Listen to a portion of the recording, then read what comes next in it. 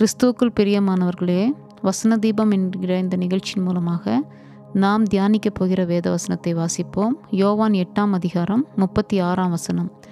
ஆகையால் குமாரன் உங்களை விடுதலையாக்கினால் மெய்யாகவே விடுதலையாவீர்கள். ஆமேன்.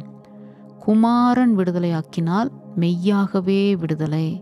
குமாரனாகிய இயேசு கிறிஸ்து, குமாரனாகிய இயேசு கிறிஸ்து சிந்திய இரத்தம், இயேசு கிறிஸ்துவாகிய வார்த்தை, அவரிடத்திலிருந்து புறப்பட்டு வந்த ஆவியின் வல்லமை, இவைகளெல்லாம் ஒன்று இணைந்து தான் நம்மை விடுதலையாக்கும். அந்த ரத்தம் புரியுதுங்களா? மெயினாக இயேசு கிறிஸ்து சிந்திய ரத்தம், அந்த இரத்தத்தின் மூலமாக நாம் விடுதலையாக்கப்படுவோம். குமாரனுக்குள்ளார இது எல்லாமே அடங்கியிருக்குது. அப்போது குமாரன் விடுதலையாக்கினால் மெய்யாகவே விடுதலை. அப்போ வேறு எந்த விதத்திலும் நமக்கு விடுதலை பெற்றுக்கொள்ள முடியாது. பல விதமான விடுதலைக்காக இன்றைக்கி ஜனங்க தவிச்சிட்ருக்காங்க. மன உளைச்சலிலிருந்து விடுதலை, கடன் பிரச்சனையிலிருந்து விடுதலை, வியாதியிலிருந்து விடுதலை, அடிமைத்தனத்திலிருந்து விடுதலை, பாவ இருளிலிருந்து விடுதலை, பலவிதமான விடுதலைக்காக ஒவ்வொருத்தரும் காத்துட்ருக்காங்க. ஆனால் அந்த விடுதலை எப்படி வரும்னா, குமாரனாகிய இயேசு கிறிஸ்து மூலமாக தான் வரும். அந்த விடுதலை தான் மெய்யான விடுதலை. இன்றைக்கி தேவனை அறிந்த சிலர் கூட பல ஷார்ட் மெத்தடில் போயிட்டுருக்காங்க. ஆனால் என்றைக்குமே ஒன்று புரிஞ்சுக்கணும், கர்த்தராகிய இயேசு கிறிஸ்து மூலமாய் கடந்து வருகிற விடுதலை தான் நமக்கு மெய்யான விடுதலை. வேதத்தில் வாசிக்கும்போது அதே யோவான் 8ஆம் அதிகாரத்தில் 32ஆம் வசனத்தில் சத்தியத்தையும் அறிவீர்கள், சத்தியம் உங்களை விடுதலையாக்கும் என்றார். அப்போது வசனத்துக்குள்ளார இருக்கிற உண்மை அதுதான் சத்தியம், வசனத்துக்குள்ளார இருக்கிற வெளிப்பாடு அதுதான் சத்தியம், வசனத்துக்குள்ளார இருக்கிற மறைப்பொருள், அப்போ வசனத்துக்குள்ளார இருக்கிற அந்த மகிமையான காரியங்கள், அப்போ வசனத்துக்குள்ளார இருக்கிற அந்த உண்மையை நாம் அறியும் போது, அதனுடைய அர்த்தத்தை அறியும் போது, வசனத்துக்குள்ள இருக்கிற ஜீவனை நாம் அறிந்து கொள்ளும் போது நமக்கு அது விடுதலையை கொடுக்கும் என்பதற்காக தான் சத்தியத்தையும் அறிவீர்கள், சத்தியம் உங்களை விடுதலையாக்கும். அப்போ தெளிவாக தெரிந்துக்கணும், சாத்தான்னா யாரு, பிசாசுனா அவனுடைய கிரியை என்ன, ஆண்டவருடைய வல்லமை என்ன. அப்போது அவன் தலை நசுக்கப்பட்டிருக்கிறான், நம்மளை அது சேதப்படுத்த முடியாது. அப்போ இதெல்லாம் நம்ம எப்படி அறிந்து கொள்கிறோன்னா, வேத வசனத்தை வைத்து தான் அறிந்து கொள்கிறோம் இல்லையா? பிசாசின் கிரியைகளை அழிக்கும்படியாக தேவகுமாரன் வெளிப்பட்டார் என்று சொல்லி ஒரு வசனம் இருக்குது, நம்ம வைத்துக்கொள்வோம். அப்போ 1 யோவான் 3:8 அந்த வசனம் இருக்குது. அப்போ பிசாசின் கிரியைகளை அழிக்க அவர் வந்துட்டார்.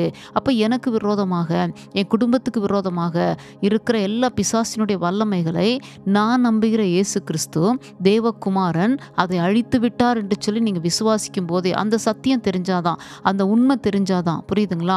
அப்போ அதை நம்ம விசுவாசிக்கும் போது, அதை அறிந்து கொள்ளும் போது நாம் விடுதலையாக்கப்படுவோம். புரியுதுங்களா? சத்தியத்தையும் அறிவீர்கள், சத்தியம் உங்களை விடுதலையாக்கும், சத்தியம் உங்களை விடுதலையாக்கும். அப்போ அந்த விடுதலை நம்மக்கிட்ட இருந்து மற்றவங்களுக்கு நம்ம கொடுக்க முடியும். அப்படின்னா நாம் கொடுக்க முடியாது, நாம் அனுபவித்த அந்த விடுதலையை குறித்து நாம் பேசும்போது மற்றவர்களும் அதை வாஞ்சிக்க ஆரம்பிப்பார்கள். ரோமரில் வாசிக்கும்போது விடுதலை பண்ணுங்கள், அப்பொழுது நீங்களும் விடுதலை பண்ணப்படுவீர்கள். புரியுதுங்களா? அப்போது மற்றவர்களுக்கு நாம் ஜெபிக்கும் போதே சில நேரங்களில் நமக்கு விடுதலை கடந்து வரும். யோபு மற்றவர்களுக்காக ஜெபித்த போது யோபுவுக்கு அந்த விடுதலை கடந்து வந்தது. அதே போல் மற்றவர்களை நீங்கள் விடுதலை பண்ணுங்க, அதாவது வழி காண்பித்து விடுங்க, ஆண்டவரிடத்துல வழி காண்பித்து கொடுங்க, உங்கள் சாட்சியை சொல்லுங்க, ஆண்டவரை குறித்து ஏதாவது சொல்லுங்க. அவங்க அதை கேட்டு அவங்க வாஞ்சித்து கர்த்தருக்குள்ளார வரும்போது ஒருவேளை அவங்களுக்கு அந்த விடுதலை கிடைச்சிருச்சுன்னா நமக்கும் தேவன் அந்த விடுதலை கொடுப்பார். இதுதான் விடுதலை பண்ணுங்கள், அப்பொழுது விடுதலை பண்ணப்படுவீர்கள். இப்படியாக விடுதலை குறித்து அநேக காரியங்கள் வேத வசனத்தில் நம்ம வாசிக்கிறோம் இல்லைங்களா? அப்போ குமாரன் விடுதலையாக்கினால் மெய்யான விடுதலை, குமாரனுக்குள்ளார இருக்கிற காரியங்கள் மெயினாக சத்தியம். அப்போ வசனத்தின் மூலமாக விடுதலை. இரண்டாவது ரத்தம், உடன்படிக்கையின் ரத்தத்தினால் நான் உங்களை விடுதலையாக்குவேன் என்று கர்த்தர் சொல்லுகிறார். அப்போது ஆண்டவருக்குள்ளிருந்து சிந்தப்பட்ட அந்த ரத்தம், ஆண்டவருக்குள்ளிருந்து சிந்தப்பட்ட அந்த ரத்தம் எப்படிப்பட்டதான்? விடுதலை கொடுக்கிற ரத்தம். சகரியா 9:11 இருக்குது. உடன்படிக்கையின் ரத்தத்தினால் உங்களுடையவர்களை நான் என்ன செய்வேன், விடுதலை ஆக்குவேன் என்று சொல்லி ஆண்டவர் சொல்லியிருக்கிறார். அந்த ரத்தத்தை நீங்கள் அதிகமாக தியானிங்க, ரத்தத்தை அதிகமாக பயன்படுத்துங்க.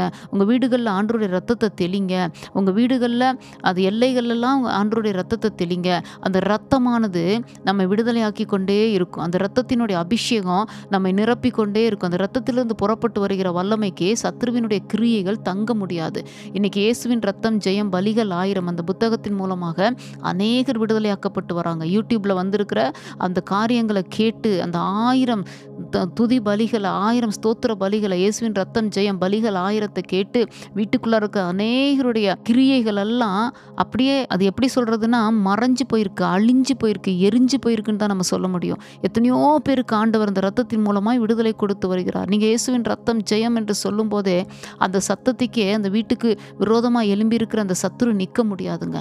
அப்போ ரத்தம், அப்போ குமாரன் விடுதலையாக்கினால் மெய்யான விடுதலையில முதலாவது சத்தியம், இரண்டாவது ரத்தம், மூன்றாவதாக பார்த்தீங்கன்னா இயேசு கிறிஸ்து எப்படி உருவானாரு? பரிசுத்த ஆவியினால தான் உருவானாரு. புரியுதுங்களா? அப்போ 2 கொரிந்தியர் 3:17 நம்ம வாசிக்கும் போது கர்த்தரே ஆவியானவர், கர்த்தருடைய ஆவி எங்கேயோ அங்க விடுதலை.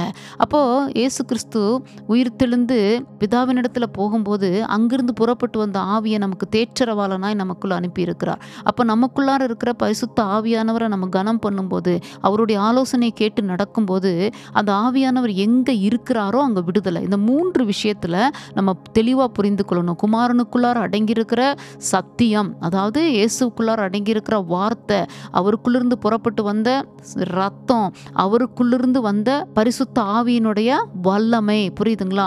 இதெல்லாம் நம்ம தியானிக்கும் போது மெய்யாகவே நாம் விடுதலையாக்கப்பட முடியும். புரியுதுங்களா?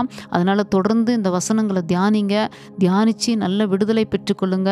தேவநாமம் மகிமைப்படுவதாக. கர்த்தர் உங்களை ஆசீர்வதிப்பாராக. ஆமேன்.